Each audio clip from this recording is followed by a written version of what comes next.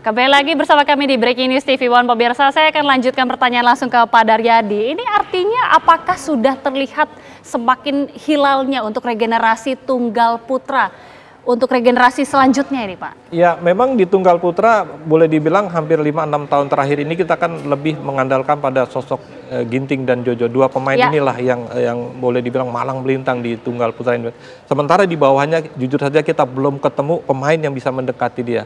Bahkan ini yang saya katakan cukup mencemaskan adalah pemain-pemain lapis berikutnya. Kalau kita melihat di negara-negara lain sudah bermunculan pemain-pemain kelahiran tahun 2001. Kun Laput dari Thailand, Lakshya Sen dari India, Lee Si Peng dari China, Kodai Naroka dari Jepang, Brian Yang dari Kanada, Christophe Popov dari Perancis. Sementara kita di bawah Jojo dan Ginting kita belum dapat. Nah ini yang kita khawatir. Ketika Jojo dan Ginting mungkin 3-4 tahun lagi akan katakanlah masa kemasan menurun, kita belum siap untuk di situ. Inilah yang menjadi PR saya kira buat PBSI menyiapkan pemain berikutnya. Karena kita tidak mungkin selamanya terus mengandalkan Jojo dan Ginting dan harapan kita tentu mereka akan mendapatkan klimaksnya nanti prestasi mereka di bulan Juli Agustus mendatang adalah di ajang Olimpiade Paris. Karena itulah sasaran terbesar yang harus mereka dapatkan untuk bisa meraih medali emas di Olimpiade Tunggal Putra, terutama yang terakhir dimenangkan oleh Topik di tahun 2004. Oke, saya ke Pak Edison terlebih dahulu. Pak Edison, kalau kata Pak Daryadi sebenarnya harapan besar ini tumpuan besar rakyat Indonesia sampai saat ini untuk Tunggal Putra itu memang ke Jojo dan juga Anthony Ginting. Jadi dari orang tua, dari keluarga sendiri sepertinya bagaimana sih support yang diberikan selama ini? Karena kan memang mata masyarakat, mata rakyat Indonesia ini tertuju pada dua orang ini Pak. Iya, jadi ya support yang kita berikan hanya bisa melalui komunikasi jarak jauh ya. Intinya bahwa penekanan yang selalu kami katakan itu bahwa pertama harus takut kepada Tuhan. Sehingga jangan meremehkan siapapun dalam pertandingan. Berlatih sekeras mungkin, bermain seoptimal mungkin. Perkara menang dan kalah itu ya nantilah bagaimana di lapangan. Dan juga kita katakan bahwa sampai saat ini, sampai usia dia 28, mulai dari 25 kami sudah ingatkan bahwa kamu ini manusia yang tidak normal. Sebab kalau manusia normal itu kan cari uang itu umur 30 ke atas. Mereka begitu usia 30 berhenti cari uang melalui karir yang mereka gali sekarang. Harus pindah karir. Nah jadi semuanya harus dikelola. Baik dari sisi finansial dikelola, dari sisi karir harus dikelola. Karena mereka tidak tahu apa-apa lagi selain bulu tangkis. Gitu. Nah sehingga kita tekankan berlatihlah sekeras mungkin. Jangan lupa serahkan kepada Tuhan dalam perjalanan karirmu.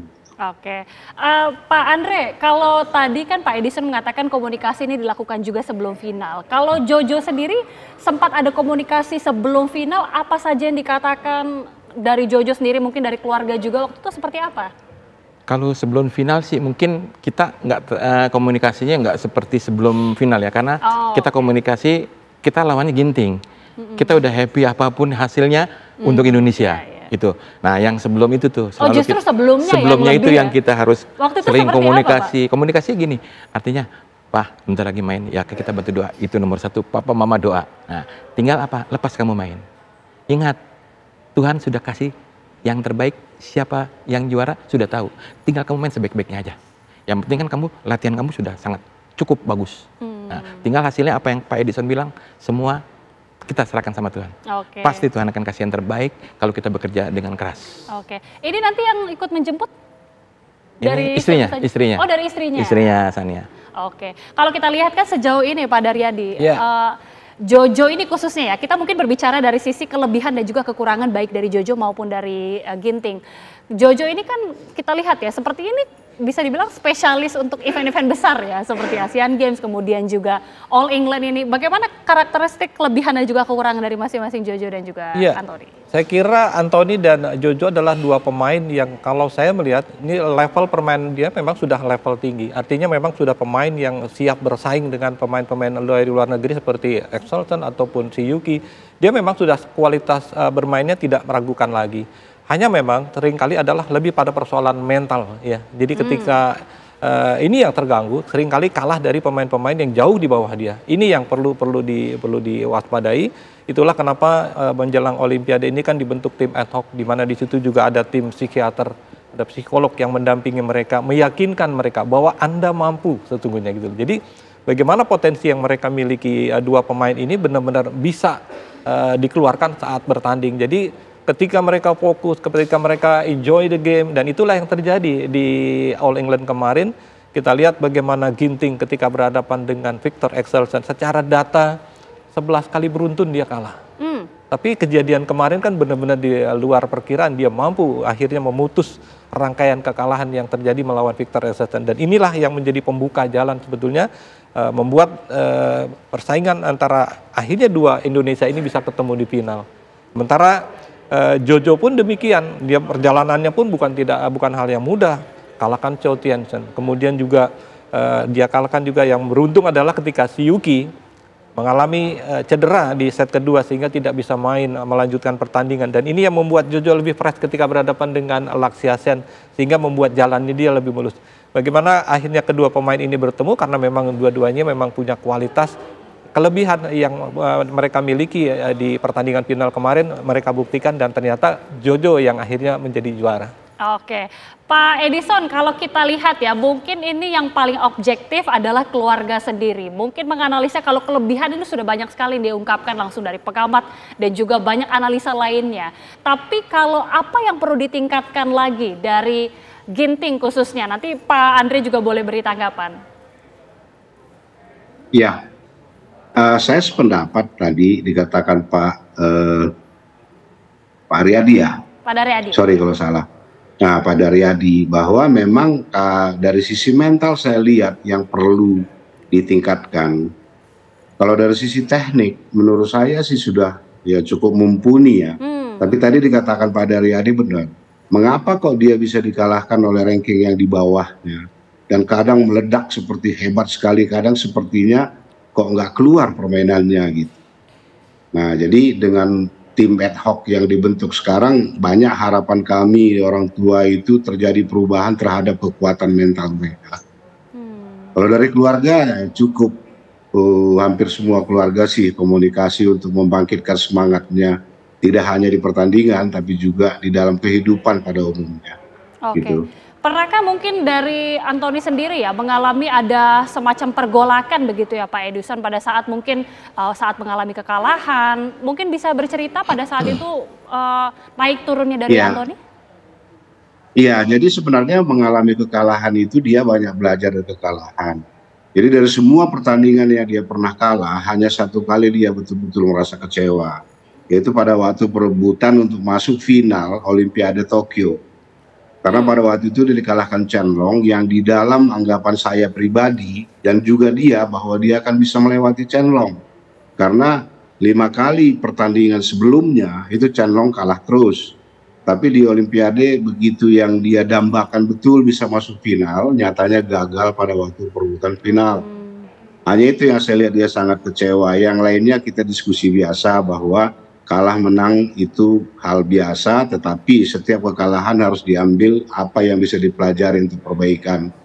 Dan saya melihat sekarang ini bahwa tim yang menangani Jonathan dan Anthony itu cukup kompak.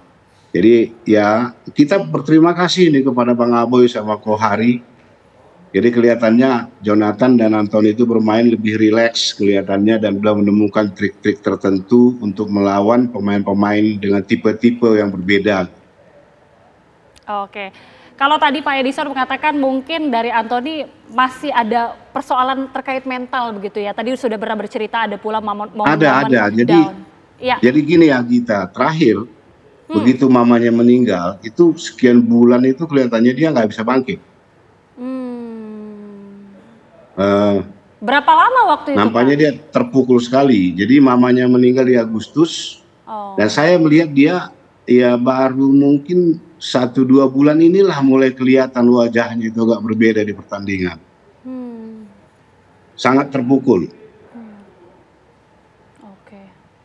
Cukup memakan waktu yang lama begitu ya Pak Edison ya, sampai akhirnya bisa bangkit kembali dan sampai saat ini akhirnya bisa berada pada posisi saat ini.